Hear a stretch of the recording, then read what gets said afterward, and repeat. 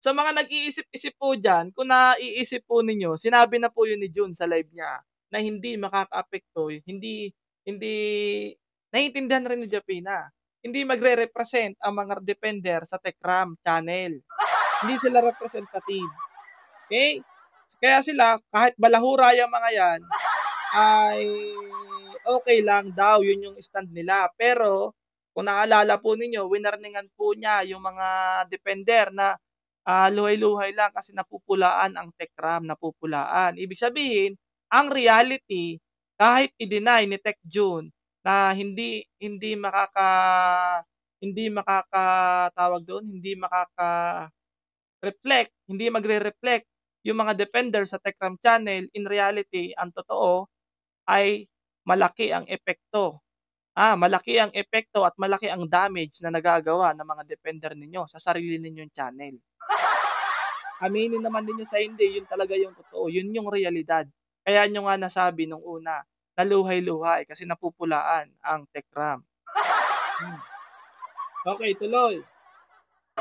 But, hanggat magagawa po namin, we respect. Kung i-respeto po natin kung ano magiging mangyayari, mga desisyon. But, as your attorney, Japina, Nako, hindi yan irerespeto ni Japina. Bumanat nga agad eh. The same day bumanat agad. Do you think nirerespeto ni Japina si Tech June? Mag-isip kayo mga katekram. Oo. Mag-isip kayo. Hindi nirerespeto nila Japina ng mga defender ni Tekram ang desisyon ni Tech June or desisyon ni Tekram. Wala silang respeto diyan. Kasi same day pa lang bumanat na agad. At same day, uploaded niya yan kahapon. Same day po mga kapambira ay talagang kinokontra na niya agad si Tech June. Okay. namin alam, sa likod ng camera, just listen to me now, no, mga katekram. Isipin niyo po muna sa ngayon na lahat ng nangyayari na to ay merong dahilan at nangyayari. May dahilan talaga yan. Alam mo kung anong dahilan yan, Japina, kaya nangyari? Yan ay advice ng PAW. Yan ay advice ng PAW at demand letter. Yan yung yan yung mediation na ginawa ng PAW bago humantong sa kasuhan. Yan yun. O pinapalabas nyo na si Dave yung nag-effort niyan. Hindi. Si Dave yung nakiusap sa kanila. Hindi. Patawag yan. Natural pupunta si Dave kasi si Tekram yung pinapatawag. Ang mga ito kasi dapat itong mangyari at kasama to sa dapat talagang mangyari.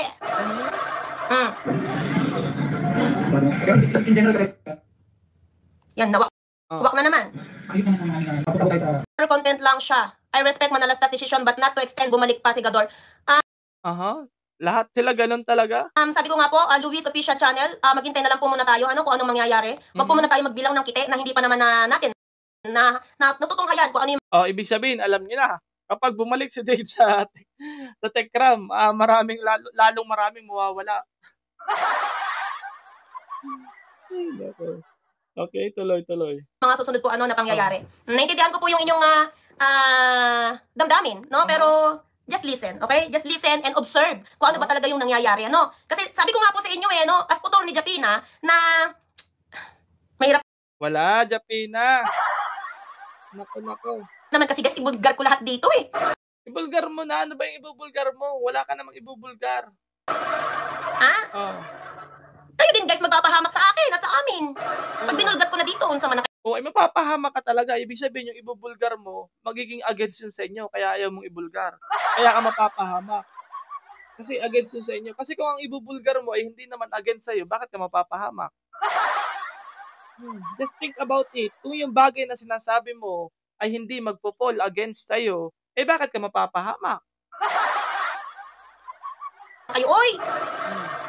Basta lahat po na nangyayari na to kasi ay kailangang mangyari. No, kailangang mangyari. Kailangan mangyari talaga yan. And legal na yan. Legal process na yan. Yan po yung sinasabi nyo. Ulitin ko Yan yung sinasabi nyo na hinahamon nyo kami na idaan sa proper venue. Ayan na yung proper venue.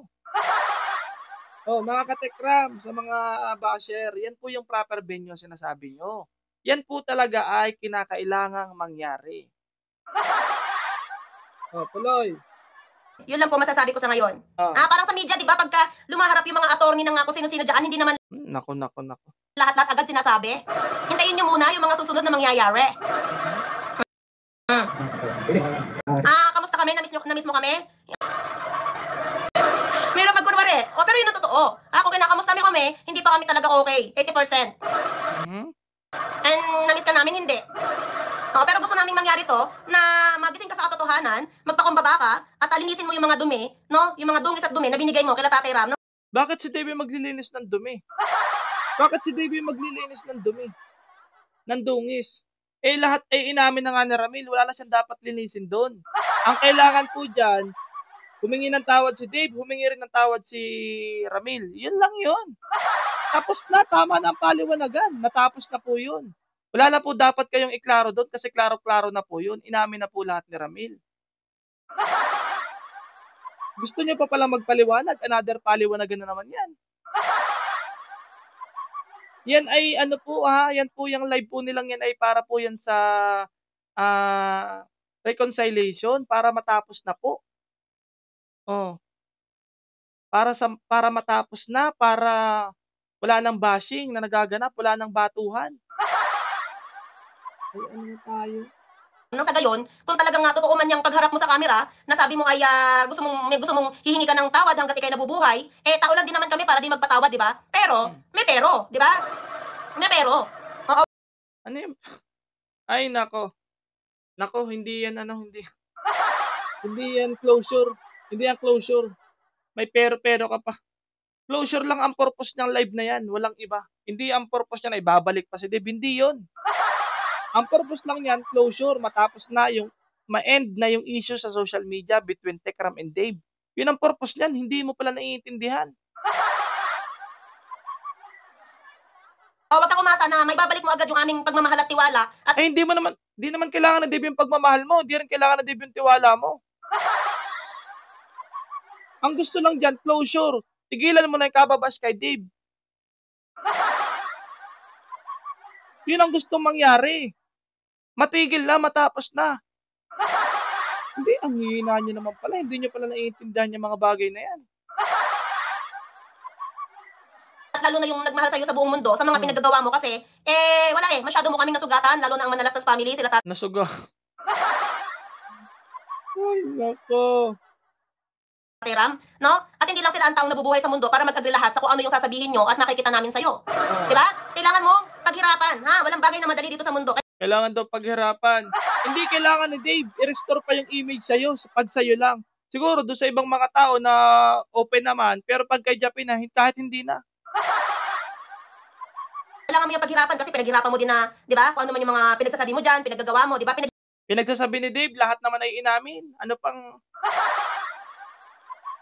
Mahirap to. Another paliwanagan na naman pala to. Ibig sabihin, gagawa na naman panibagong panibagong rebuttal na naman to.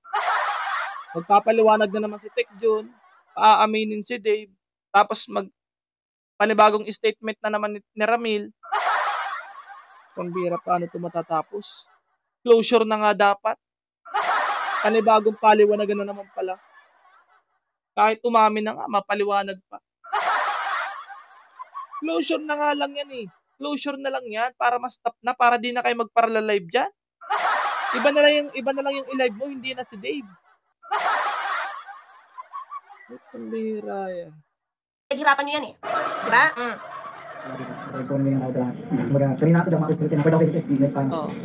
Gusto mong humingi ng tawad sa lahat, okay? Again, tao lang kami. We are willing to forgive you, maybe, but not this time.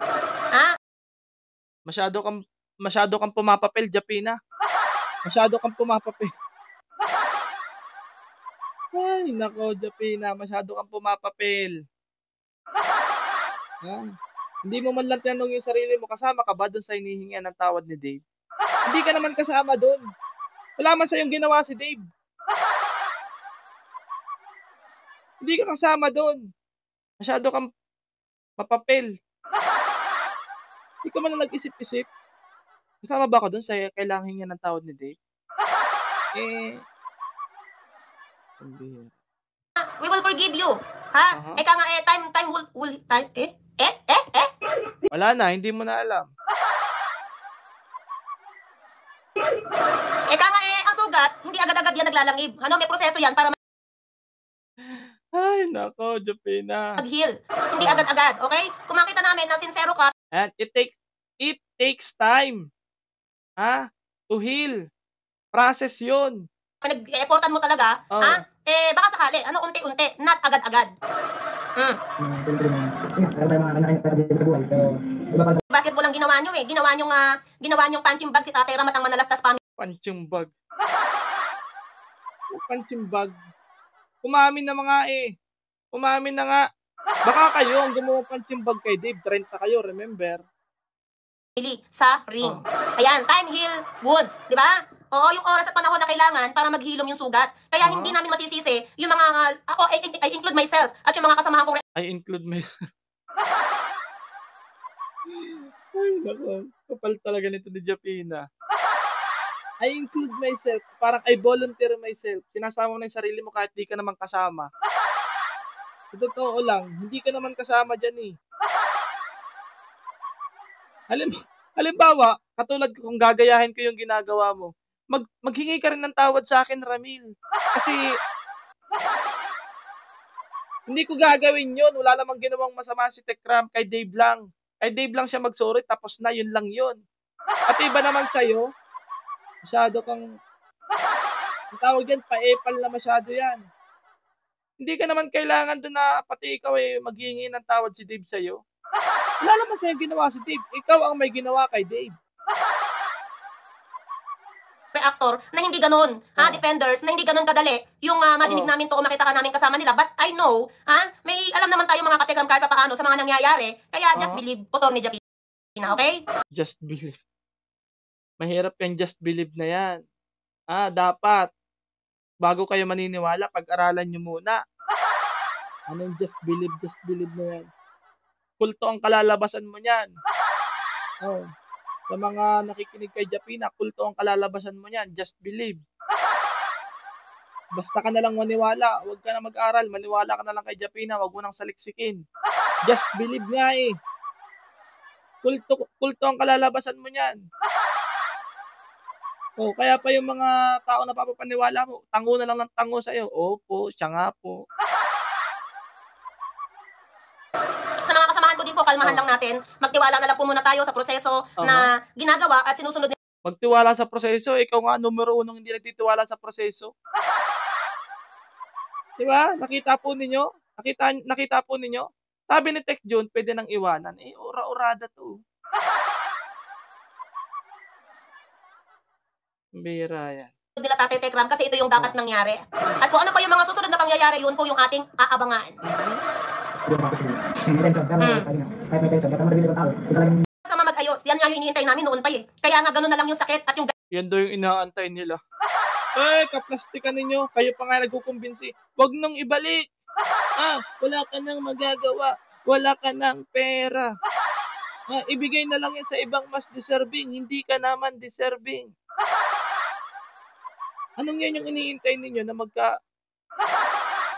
galit sa'yo ng mga katekram sa comment section kanina? Kasi nga, noon ka pa inintay nila Tatay Ram. Noon ka... diba? Kanina, ibig sabihin, oras lang yung pinalagpas niya.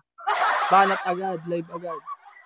Pa inintay ng Manalastas family. Noon ka pa namin inintay. Lahat ng Tekram supporters, viewers, subscribers. Noon ka pa namin inintay. Kayo pa nga yung nag-i-encourage kay Tekram. Huwag mo nang ibalik. Ibabalik din pala. Sa buong mundo na nanonood, nagmamahal at sumusuporta sa Tekram. Noon ka pa namin inintay. Noon ka pa namin binigyan ng pagkakataon at nakita niyo po kung gaano po ka-plastic? Nanalangin kami sana magising ka sa katotohanan. Nanalangin kami na sana magising sa katotohanan. Maniwala kami sa'yo na talagang totoong nanalangin ka? Seryoso? Maniniwala kami sa'yo na talagang totoong pinagdadasal mo? Totoo talaga? Kami pa ang lulukuhin mo. Medyo nagtagal nga lang, pero okay, pinakikinggan namin. Ba't hindi mo kami ganun agad-agad makukuha ang loob? Ba't mapapaniwala? Hindi naman kailangan na Dave, ikaw ay kuhain ng loob. Hindi naman kailangan yon. Diyan sa senaryo na yan, maging okay lang siya doon sa Manalastas para magkaroon na nga ng closure. Stop na dapat yung mga ganyang reaction mo, mga banat mo. Si Dave yung pinupunteriya mo dyan eh. Tapos nakinig ka naman pala kay Jun, 'di mo pala ginagawa.